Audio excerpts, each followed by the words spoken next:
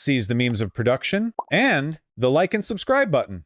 Germany is back. Coalition unveils bumper 1.3 trillion spending pledge as country breaks with constitution to revive economy. Hell yes. Keynesian economics, we are so back.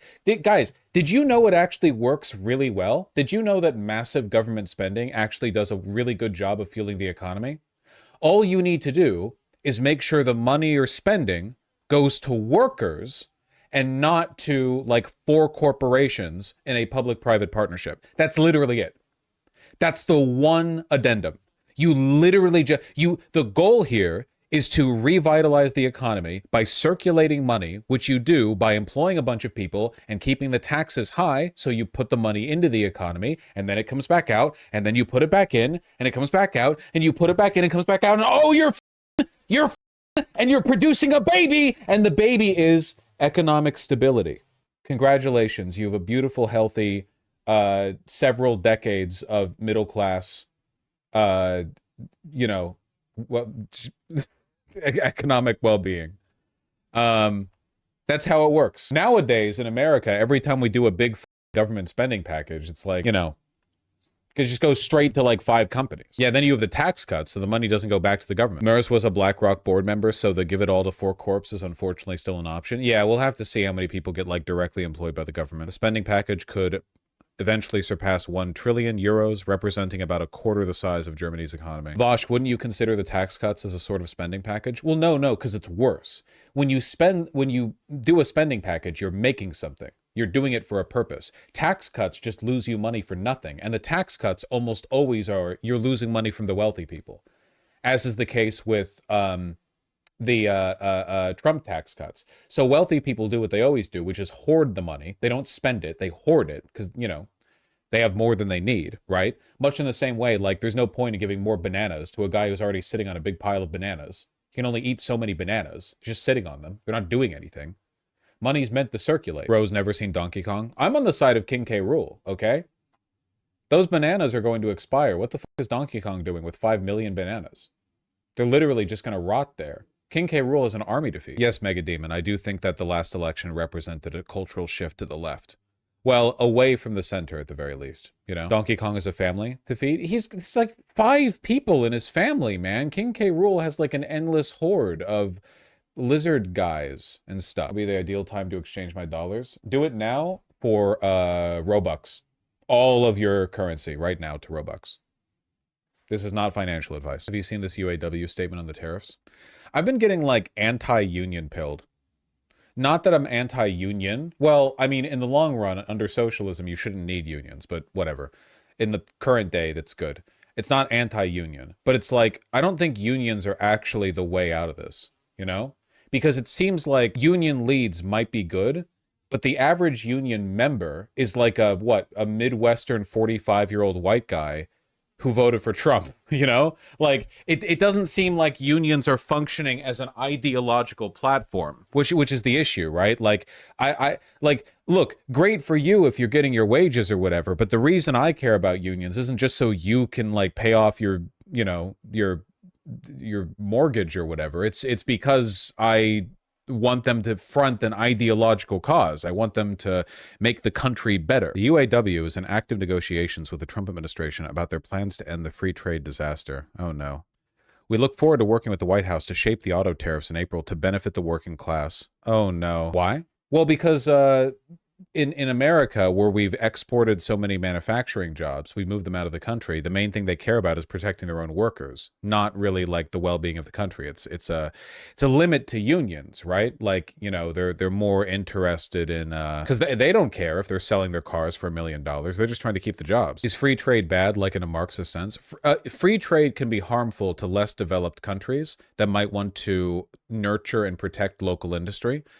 Free trade is amazing for Americans because we're super wealthy. Like, free trade is fantastic for us. We benefit from it enormously. The only reason, you know, the American worker's been harmed by NAFTA and the removal of manufacturing jobs from America, et cetera, it's not because there's anything like fundamentally economically wrong with it. It's because it's been mishandled, capital accumulation, corporations running the margins down to the bottom line, private equity, et cetera, right? It's just all the other capitalist things, the usual. So they're just pro-tariffs. Tariffs are a powerful tool in the toolbox for undoing the injustice of anti-worker trade deals.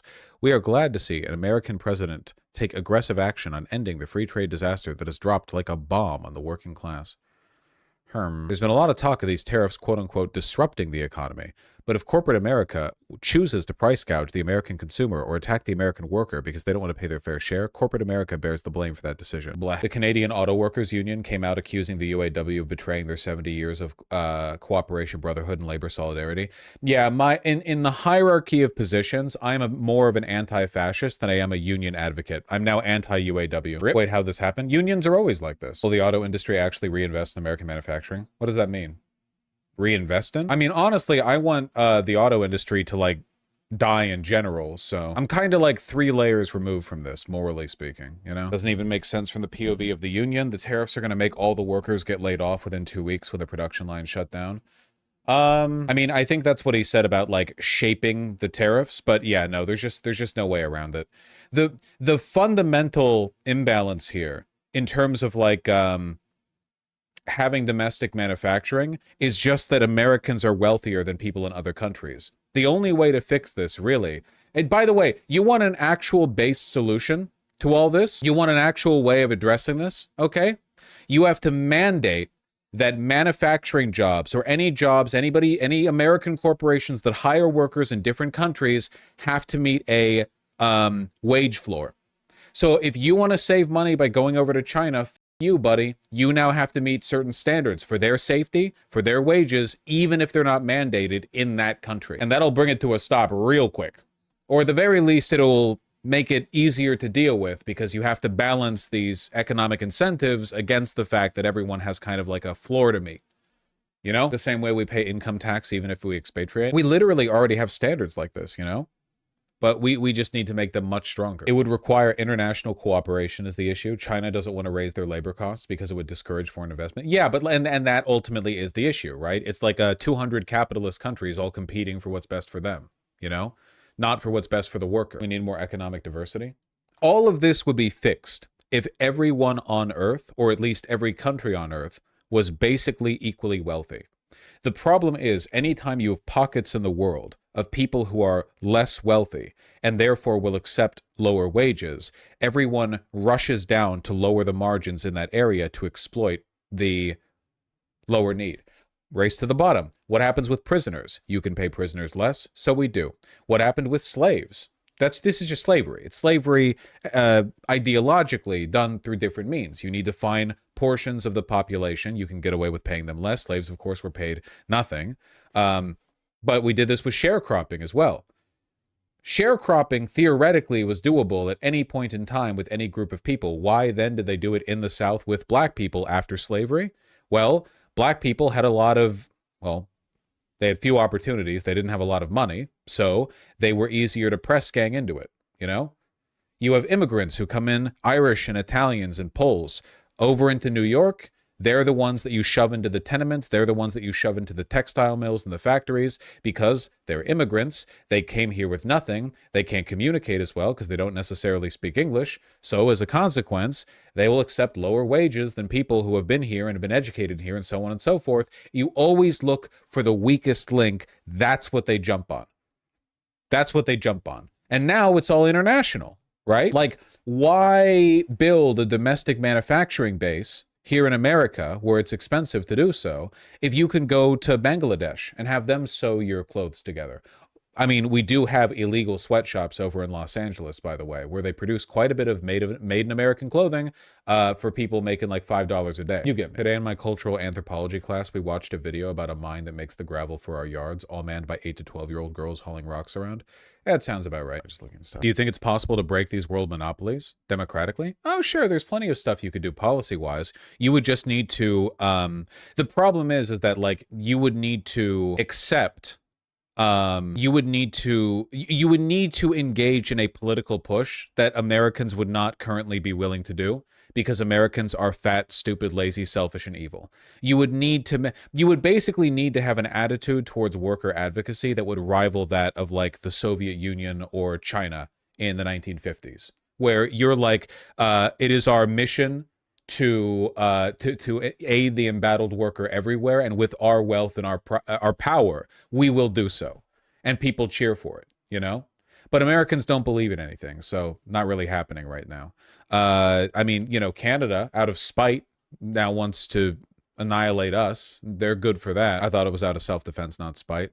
They kind of mix together. CDC tells about 180 fired employees to come back to work. Well, that's nice. I love my very competent fascist administration. The IRS is drafting plans to cut as much as half of its 90,000 person workforce, AP sources say.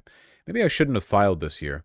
What difference would it make? Don't you get some money back? As a sole proprietor? No. The only reason people get money back is because their W-2s send them a portion of your estimated taxes along with every paycheck. And then you wrap that all up with a bow come every April. In my case, I just have a fat chunk of money, you know, sitting in the account, and then I throw it over at the IRS when it's time. Don't you pay double tax because you're self-employed? Up to a point, yeah. Oh, so that's why I don't get money back. Sole proprietary shit sucks. You know, when you get money back from the IRS, they're not giving you money, right?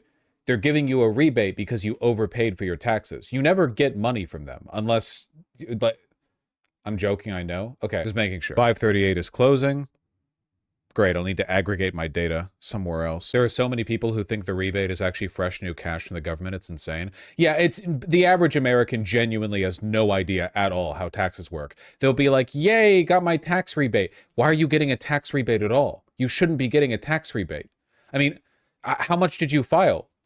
When you, like, how much did you pay the IRS in addition to the amount that was included within your W-2s? Did you throw more at them? Like, what was the rebate just like the consequence of the deductibles? Like, you didn't add any additional, it was the W-2 contributions, and the rest of it was just like you know, deductibles or whatever else, your low income, so you benefited from some programs? That or how tax brackets work? Yeah, that's true. I like your funny words, Magic Man. How's your opinion on Associated Press? Associated Press is probably the best we have right now in terms of like neutral media to look at. Also, there's no paywall. You can just do it. And they're currently like embattled against the administration. How do other countries do taxes? I don't know. I mean, I just know that it's like less retarded than how we do it. Like they probably just, the government tells them, hey, this is how much you owe us. Also, you've already given us this because it was included with your nation's equivalent of the W-2.